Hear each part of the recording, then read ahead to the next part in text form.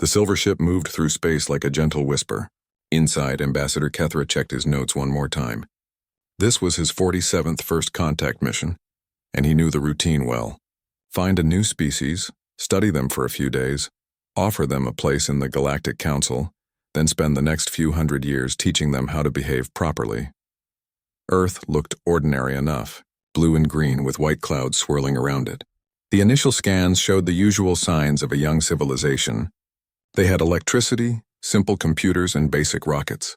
"Nothing special, sir," said his assistant Yilmoth, her insect-like eyes clicking as she read the scanner. "They seem to be fighting each other. Multiple wars happening at the same time." Kethra nodded. "Normal for their stage. Most species do that before they grow up." "How many nations do they have?" "About 200, sir." "All separate governments." 200? Kethra blinked his large purple eyes. Most species had maybe 10 or 15 governments when the council found them. "That's unusual, but not impossible." The ship landed in what the humans called New York. Kethra had chosen it because their scans showed it was some kind of important meeting place. The humans had built a large building there where representatives from different nations gathered to talk. Within an hour, the building was full of humans. They seemed excited rather than scared. Kethra found this odd. Most species either worshipped them as gods or ran away screaming. These humans just seemed curious. A woman with dark hair and kind eyes stepped forward. "I'm Dr. Sarah Chen," she said in clear, simple words. "I study life forms. We're very happy to meet you." Kethra activated his translation device and introduced himself. "I am Ambassador Kethra of the Galactic Council. We represent 847 different species across the galaxy." Dr. Chen's eyes lit up. 847? That's amazing. "Do you have any information about their biology? I've been working on some protein folding problems and I'd love to compare notes." Kethra was confused. Protein folding was incredibly advanced science. It had taken the galaxy's best scientists 300 years to understand it properly. "You work on protein folding?" "Oh, just in my spare time," Dr. Chen said with a smile. "I figured out a few shortcuts about 6 months ago. Nothing fancy." Later that day, Dr. Chen showed Kethra her work. He stared at the equations, his heart's pounding. She hadn't just figured out shortcuts. She had solved problems that the galaxy's greatest minds were still struggling with. Complex formulas that should have taken decades of study were written out like simple math homework. "Dr. Chen," Kethra said carefully, "where did you learn to do this?" She looked puzzled. "Learn? I just figured it out. I was bored one weekend and started thinking about how proteins might fold differently in zero gravity. One thing led to another." She paused. "Did I make a mistake somewhere?" "You look worried." Kethra quickly shook his head. No mistakes. Your work is very good." That evening, Kethra called an emergency meeting with his team. 12 different species were represented on his ship, each an expert in their field. "Something is wrong here," he told them. "This Dr. Chen has solved protein folding problems that we're still working on, and she acts like it's nothing special. Maybe she's just very smart," suggested More Cool, the team's technology expert. "Every species has a few brilliant individuals." "That's what I thought," Kethra said. "But I checked. She's not considered exceptionally smart by human standards. She's just a normal scientist." The next morning they met more humans. A young man named Marcus Webb showed them what humans called entertainment. He played something called a movie on a large screen.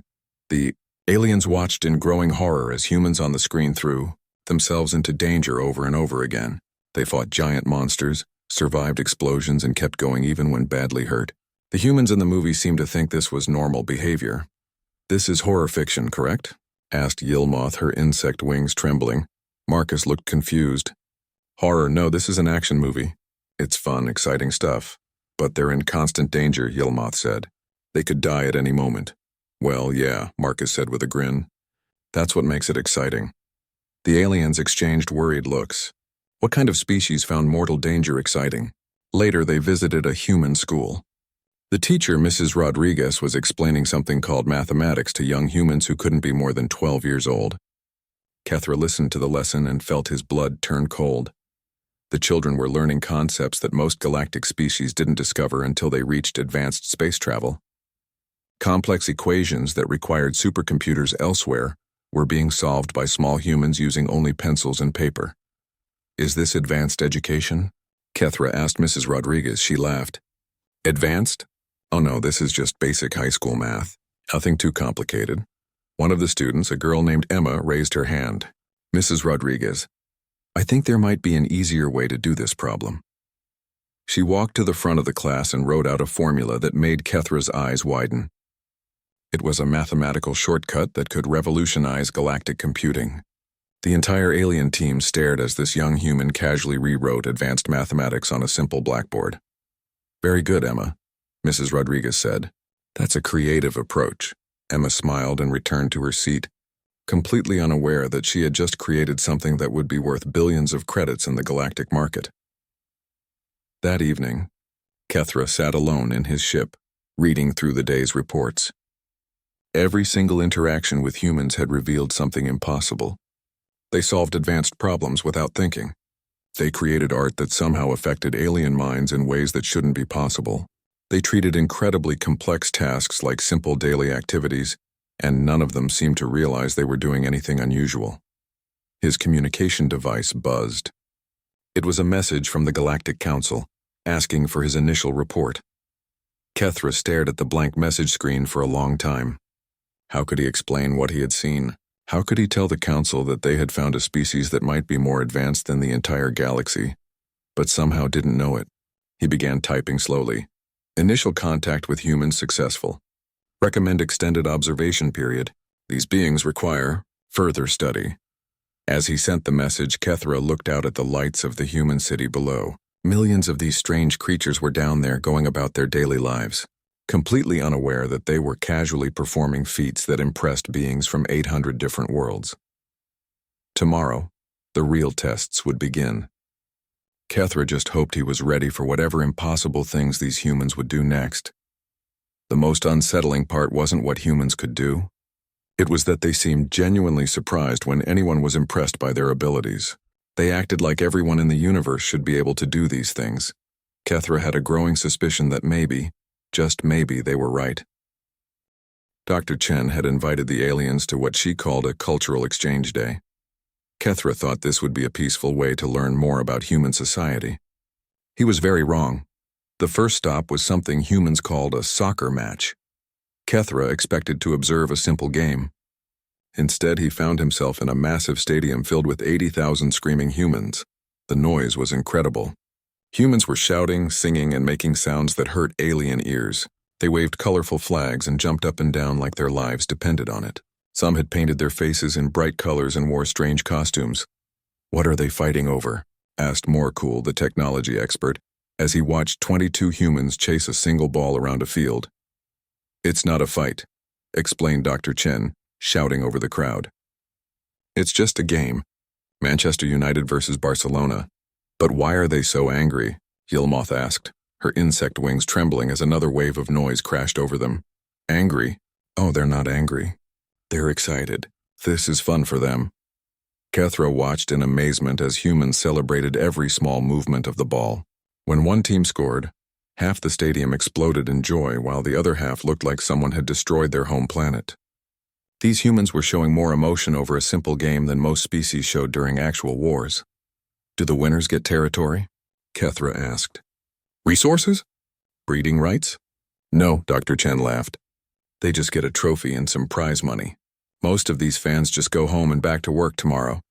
The aliens looked at each other in confusion.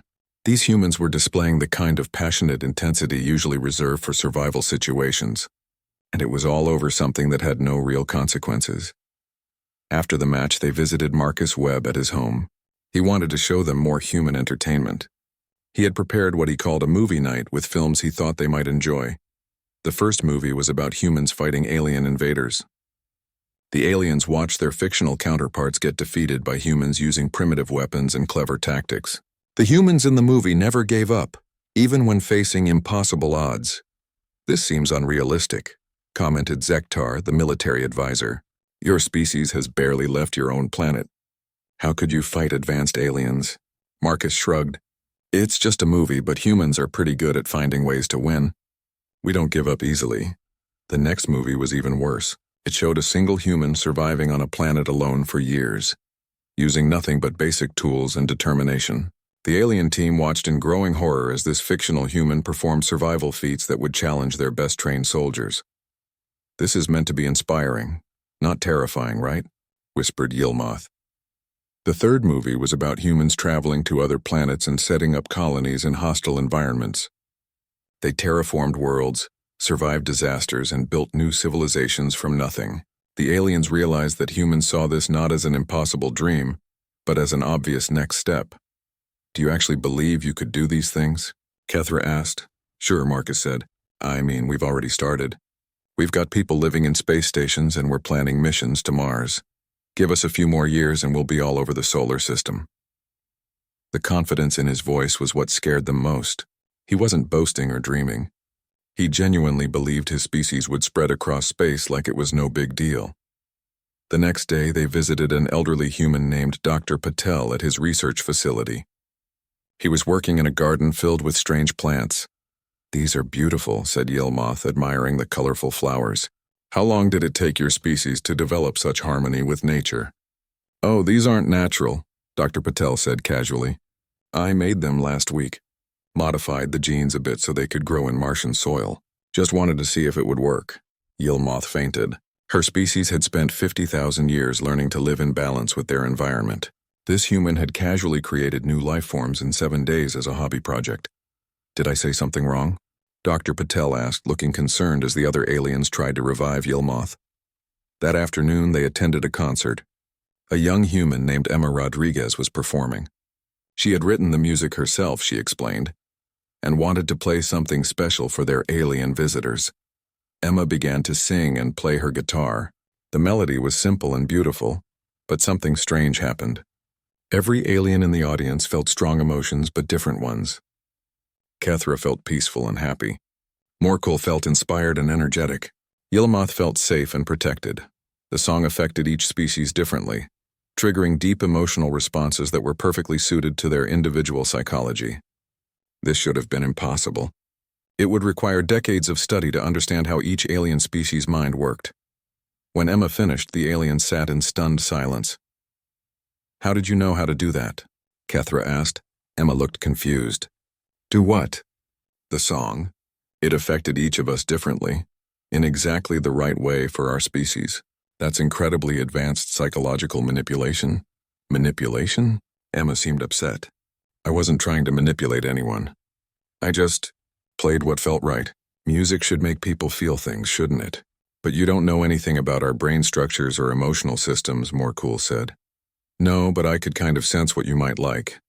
The way you move, how you speak, the expressions on your faces. It just felt obvious." The aliens exchanged terrified looks. This young human had performed advanced xenopsychology by instinct. She had read alien minds without knowing she was doing it.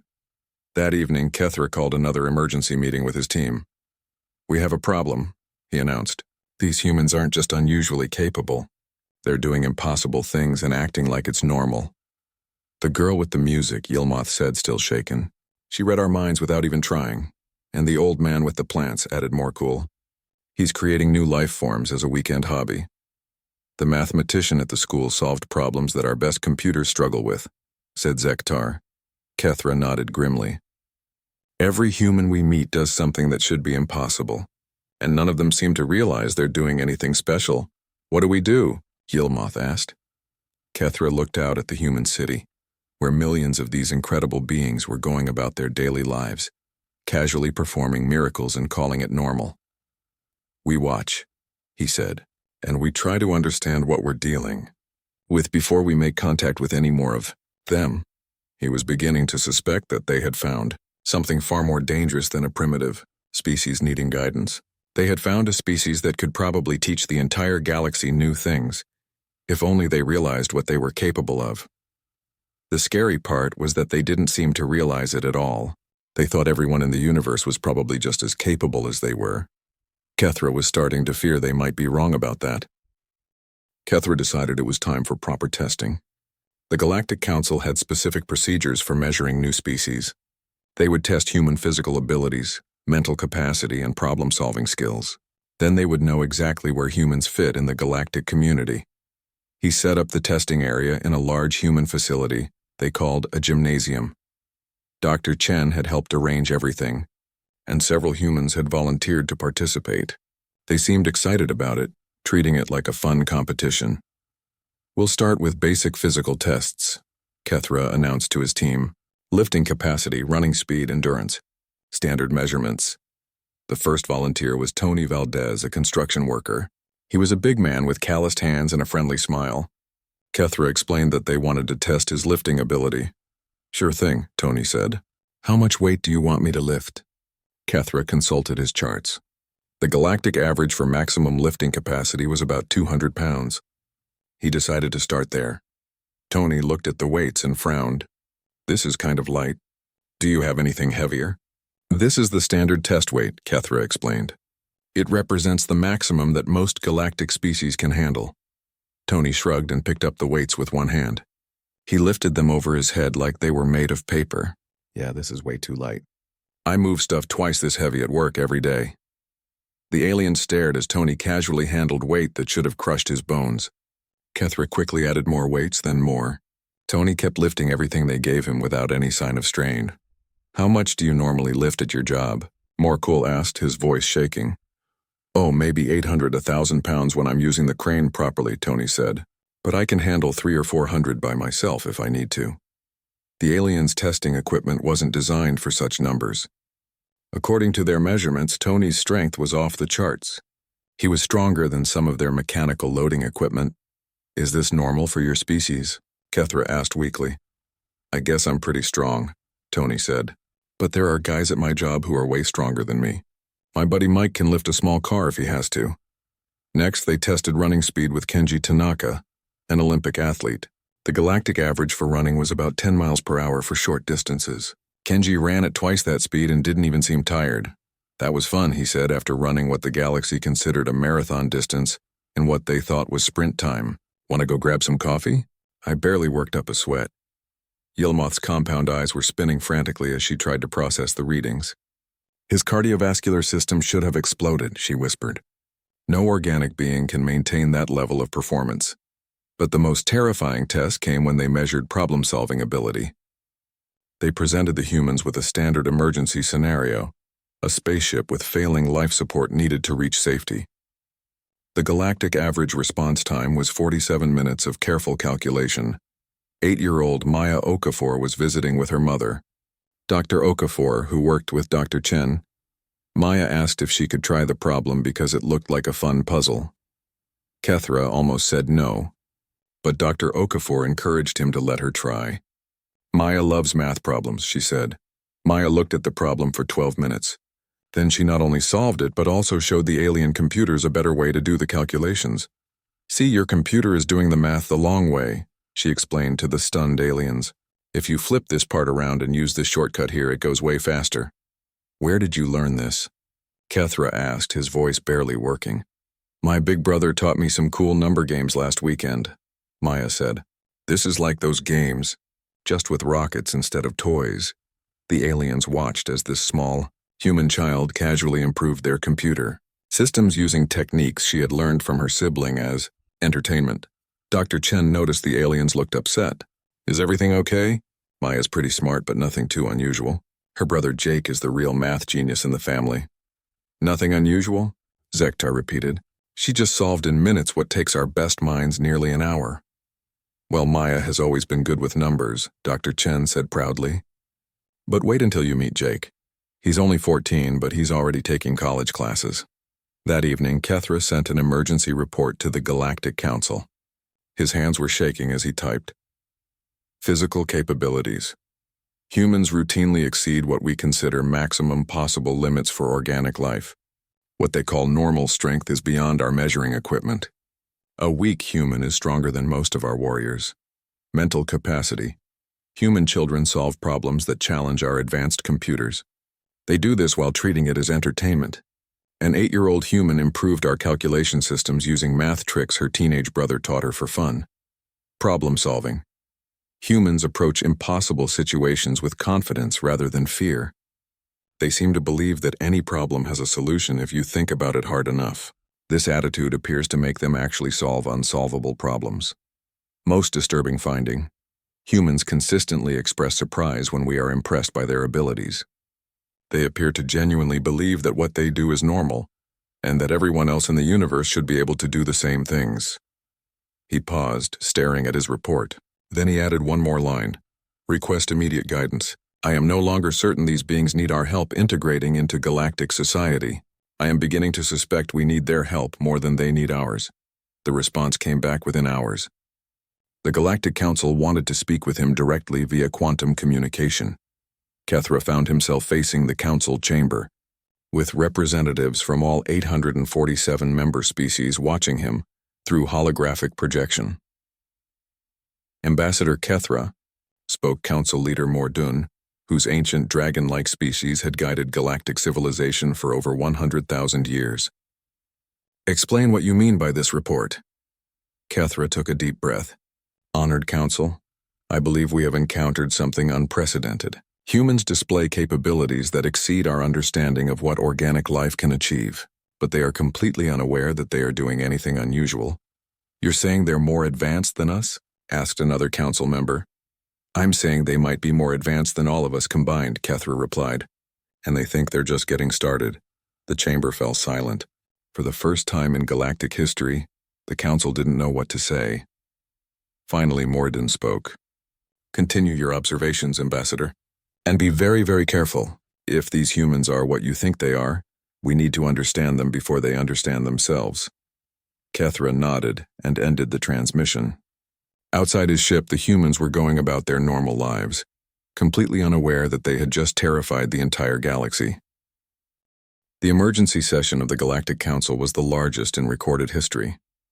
Representatives from all 847 member species gathered in the Great Chamber, their various forms of communication creating a symphony of clicks, hums, roars, and electronic signals that the translation system struggled to process. Kethra stood at the center of it all, his data crystals glowing as he prepared to present findings that would change everything the galaxy thought it knew about life itself. Council Leader Morden's ancient voice echoed through the chamber. The floor is yours, Ambassador Kethra. Tell us about these humans. Kethra activated his holographic display showing images of ordinary humans doing extraordinary things. Honored council members, after 47 days of observation, I can confirm that humans represent something we have never encountered before. The first image showed Tony Valdez lifting construction equipment. This is an average human worker. His lifting capacity exceeds our maximum measurements for organic beings. When asked about it, he said he was not that strong, and mentioned co-workers who could do much more. Gasps and concerned chirping filled the chamber. The next image showed young Maya solving the spaceship problem. This is an 8-year-old human child. She solved our standard emergency scenario in 12 minutes, while simultaneously improving our calculation methods. She learned the mathematics involved from her 14-year-old brother as recreational activities. The chamber erupted in alarmed sounds from dozens of different species, but the most significant finding, Kethra continued, is not what humans can do. It's that they have no idea they're doing anything unusual. He showed a video of Dr. Chen explaining her protein folding work. This human solved problems that our greatest scientists have worked on for centuries. When I expressed amazement, she asked if she had made an error and seemed concerned that her work wasn't good enough. Counselor Vexthi of the Silicon Collective spoke up, her crystalline form chiming with worry. Are you suggesting these humans are a transcendent species? The chamber fell silent. Transcendent species were theoretical, being so advanced they could reshape reality itself. In all of galactic history, there had been legends of such beings, but never confirmed contact. That was my first thought, Kethra said. But transcendent species in our legends were gods who knew they were gods. Humans are gods who think they're perfectly ordinary. He showed more data. Humans creating art that affected alien psychology, solving mathematical problems while calling it fun, and casually innovating, technologies that revolutionized entire fields. Every single human we've observed displays capabilities that exceed galactic averages by massive margins. A human construction worker is stronger than our best warriors. A human child is smarter than our supercomputers. A human artist can manipulate alien emotions without understanding how or why it works. Ancient Morden leaned forward, his massive form casting shadows across the chamber. What do they want from us? That's the terrifying part, Kethra replied. They don't want anything. They're genuinely happy to meet us and eager to learn from us. Dr. Chen asked if we had any scientific problems she could help with during her spare time. A human musician wanted to compose a piece of music that would make all our species feel welcome and happy. Together. This sounds positive, suggested Counselor Theric of the Hive. Mind, perhaps they could help advance galactic civilization. Kethra shook his head. Consider what happens when they realize their true capabilities. Right now, they think everyone in the universe is probably as capable as they are. They're holding themselves back because they believe they're average. The implications hit the chamber like a shockwave. If humans realized they were actually far superior to everyone else, they might push themselves even further. A species that could casually exceed galactic maximums while thinking they were normal might have no upper limits at all. What if they decide they don't need us? Whispered Counselor Yithra of the Crystal Gardens. What if they see us as inferior? Worse, said Kethra. What if they try to help us reach their level? Human children are already smarter than our computers.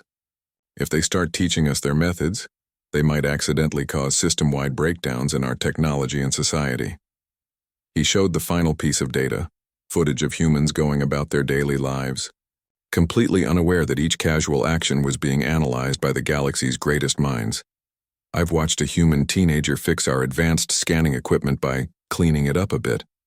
I've seen a human grandmother solve logistics problems that stump our military strategists. I've observed human children playing games that would revolutionize our understanding of physics. The chamber was completely quiet now. They don't realize any of this is impressive. Kethra continued. Yesterday, Dr. Chen apologized for being slow with a calculation that would have taken our best mathematicians weeks to complete. She finished it in 20 minutes and seemed disappointed in herself. Council Leader Morden's voice was heavy with the weight of eons. What do you recommend, Ambassador? Kethra took a deep breath. We face an unprecedented decision. We could tell humans the truth about their abilities and risk creating gods who might outgrow any need for the rest of us. We could try to restrict their development and risk turning benevolent beings into enemies, or what? Demanded several council members at once. Or we could do something that has never been done in galactic history. We could invite them to join us as equals, not as junior members, but make sure they never realize how superior they actually are. The chamber exploded in debate. The idea was radical beyond belief. No species had ever joined the council without spending centuries learning from more advanced civilizations. Ancient Morden raised his massive claw for silence. Explain this proposal. Kethra's holographic display showed a complex integration plan. We restructure first contact protocols to make humans feel welcome, but not special. We frame their achievements as slightly above average rather than revolutionary. We design our technology demonstrations to seem impressive while actually being less advanced than what humans routinely accomplish.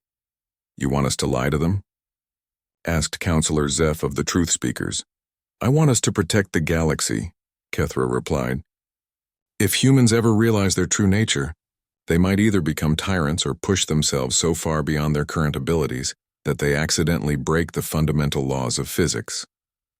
The debate continued for hours. Finally, Ancient Mordoon called for a vote.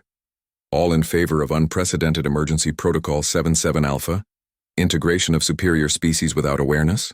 Across the chamber, representatives from 847 different worlds raised their appendages, lit their bioluminescent patches, or activated their agreement signals. The vote was unanimous. For the first time in galactic history, the Council had decided that a new species was too advanced to be told the truth about themselves. Ambassador Kethra, Morden announced, you are hereby appointed as permanent human liaison. Your mission is to ensure that humans never discover how terrifying they truly are. As the session ended, Kethra felt the weight of the galaxy's future on his shoulders. He had to return to Earth and convince the most powerful beings in the universe that they were perfectly ordinary. The hardest part would be that they would probably believe him. 6 months had passed since Protocol 77 Alpha went into effect, and Kethra was amazed at how well the deception was working. The humans had no idea they were the most powerful species the galaxy had ever encountered, Dr. Chen's latest research paper had been published under the title Minor Improvements in Quantum Biological Interactions, a Collaborative Effort. In reality, her work had revolutionized 17 different fields of science and triggered what the galaxy privately called the Great Renaissance. 3 different civilizations had already built monuments to her, calling her the bringer of impossible knowledge. She still thought her work was pretty basic stuff and worried that she wasn't contributing enough to the scientific community. The integration program had required the galaxy to completely restructure itself around human capabilities. Defense systems were upgraded to human-proof standards after war. Games showed that a single human squad could accidentally conquer most galactic military installations using what they called basic tactics. Emergency protocols now included procedures for when humans might helpfully solve problems beyond current galactic capacity to understand or control. Kethra walked through the streets of New York, observing his charges with a mixture of wonder and terror. A street musician was playing guitar, unknowingly composing melodies that were being studied as advanced xenopsychological therapy by researchers across 47 worlds. A group of children were playing a game they had invented, which had become the foundation for a new branch of mathematics that galactic computers were still struggling to process. None of them had any idea. The hardest part of his job was the constant vigilance required. Humans had a disturbing tendency to casually mention earth-shaking discoveries in normal conversation. Just yesterday, Maya's 14-year-old brother, Jake, had mentioned to Kethra that he had been messing around with some equations and had figured out what he thought might be a more efficient way to build faster-than-light drives. When Kethra looked at Jake's notebook, he found designs that would make their current technology look like primitive tools. "It's probably wrong," Jake had said apologetically. "I'm not that good at physics yet." Kethra had quickly suggested that Jake focus on his regular schoolwork instead, while secretly sending Jake's notes to the galaxy's top engineers with a message marked, "Priority 1. Study but do not implement without council approval." The boy had solved faster-than-light travel as a homework exercise, and then apologized for not being smart enough. Today's challenge was Tony Valdez, the construction worker. His company had been hired to help build the new Galactic Cultural Center in New York. Kethra watched nervously as Tony examined the building plans. "These support beams look a little weak," Tony said to the alien engineers. "Mind if I suggest a few changes?" The alien engineers, who were among the galaxy's best architects, nodded politely. They had been briefed on Protocol 77 Alpha and knew to treat human suggestions as important, no matter how casually they were offered. Tony sketched out some modifications on the back of a coffee-stained napkin. The alien engineers studied his drawings and realized he had just improved their design by approximately 300%. The building would now be stronger, more efficient, and cheaper to construct. "Thanks, Tony," said the lead engineer, whose name was unpronounceable in human languages. "These are helpful suggestions." "No problem," Tony replied. "I just want to make sure the building doesn't fall down. Safety first, right?" He had no idea that his casual safety improvements would become the new galactic standard for construction, studied and copied across 800 worlds. Kethra's communication device buzzed. It was Dr. Chen asking if he wanted to join her for lunch. She had something mildly interesting to show him. Kethra had learned to be terrified when Dr. Chen described her work as mildly interesting. They met at a small cafe near her laboratory. Dr. Chen seemed excited but was trying to contain herself. "I've been working on a little side project," she said, pulling out a small device that looked like a simple calculator. "I thought it might be useful for our cultural exchange program." She activated the device and spoke to it in English. "Hello, how are you today?" The device immediately responded in perfect Zephyrian, Kethra's native language, with the correct emotional undertones and cultural context. "I figured communication was still a bit clunky with those big translation machines," Dr. Chen explained. "So I built a smaller one. It's not perfect, but it seems to work okay." Kethra stared at the device. The galaxy's best linguists had spent decades perfecting universal translation technology. Their current systems required massive computers and still made frequent errors. Dr. Chen had built a better version in her spare time using what looked like spare parts from a electronics store. "How does it work?" Kethra asked weakly. Oh, I just analyzed the patterns in how different species communicate, Dr. Chen said. Turns out there are some universal underlying structures in how thoughts become language. Once I mapped those out, the rest was pretty straightforward. She had casually discovered the fundamental principles of universal communication theory and then built practical technology based on it, because she thought it might be useful. Dr. Chen, Kethra said carefully, this is very impressive work. She looked concerned. Is it wrong? I can fix it if there's a problem. I know I'm not really a linguistics expert. That evening, Kethra sent his weekly report to the Galactic Council. Protocol 77 Alpha continues to function successfully. Humans remain unaware of their true nature.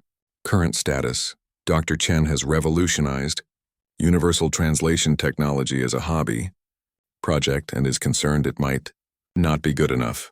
Construction worker Tony Valdez improved galactic architectural standards while just trying to keep everyone safe.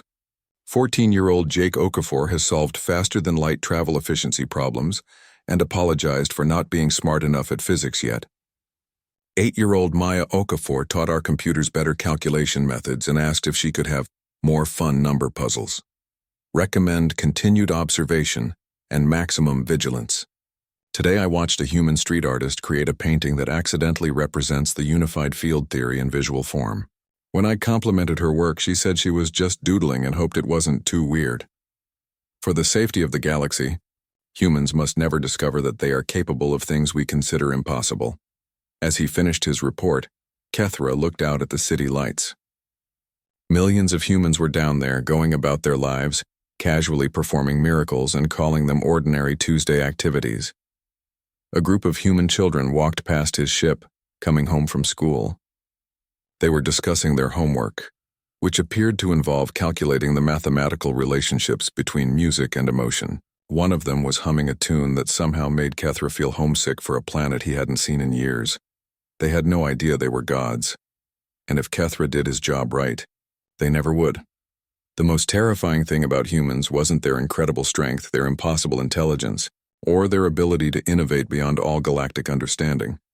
The most terrifying thing about humans was that they barely realized their own strength, and that was exactly how it had to stay.